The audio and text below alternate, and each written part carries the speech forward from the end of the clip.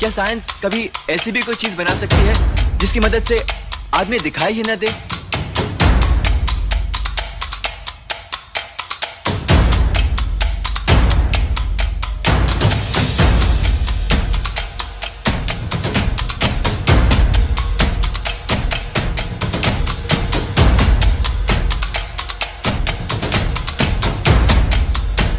आदमी दिखाई न दे, ऐसा फॉर्मूला? कौन था ये इनविजिबल मैन? क्या ये सुसाइड था या मर्डर? कौन है असली सस्पेक्ट? हेलो दोस्तों, मैं नितिन आपका स्वागत करता हूं पॉलीग्रेड स्टूडियोज में। आज मैं आप लोगों को रियल लाइफ इनविजिबल मैन से इंट्रोड्यूस करवाऊंगा, जिसका कॉन्सेप्ट इंडिया में मिस्टर इंडिया मूवी से आया था। अनिल कपूर और श्रीदेवी स्टारर ये मूवी सुपर हिट थी। तो चलिए अब बिना किसी रुकावट के शुरू करते हैं। ये कहानी है कोलंबिया की।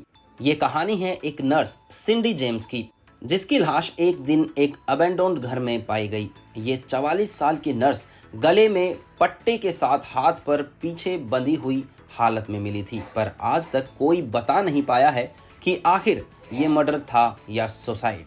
ये डाइवोर्स थी अपने पति रॉय मेकपीस से और इनके अपने कोई बच्चे नहीं थे। डाइवोर्स के 4 महीने बाद इनके थ्रेट्स आने शुरू हुए और अगले 7 सालों में इन्होंने 100 से ज्यादा थ्रेट्स रिपोर्ट किए, जिनमें से 5 थे वायलेंट अटैक और बाकी फोन कॉल्स, विस्पर और नोट्स। पर जैसे ही उन्होंने पुलिस को इन्वॉल्व किया, उनके घर की लाइट्स टूटने लगी, मरी हुई बिल्लियां उनके घर के यार्ड में मिलने लगी और यहाँ तक कि एक बार तो उनके डॉग को भी मारने की कोशिश की गई। जो भी नोट्स आते उसमें काफी शातिर तरह से भेजने वाला मैगजीन के वर्ड्स काट काट के लगाता, ताकि हैंडराइटिंग ना पहचानी जा सके। पर बहुत टाइम तक कोई सबूत ना मिला, पर पुलिस को भी उन पे शक होने लगा और पुलिस ठंडी पड़ गई। एक बार सिंडी की फ्रेंड एग्नेस उनसे मिलने आई और सिंडी को लॉन में बंधा हुआ पाया।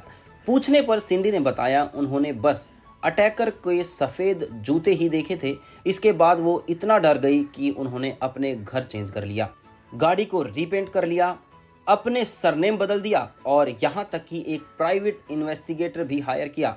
पुलिस को ये लगने लगा कि सिंडी उनसे कुछ तो छुपा रही है।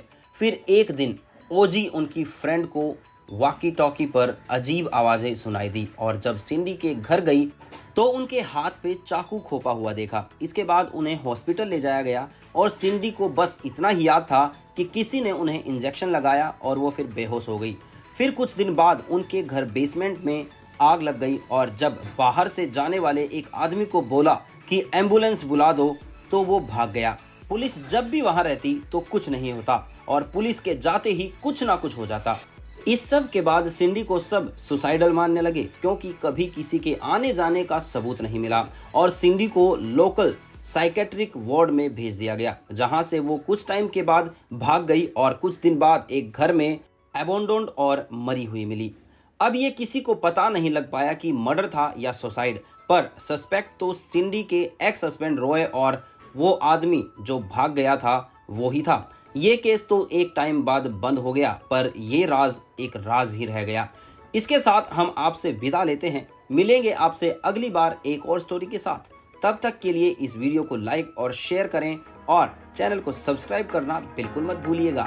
धन्यवाद।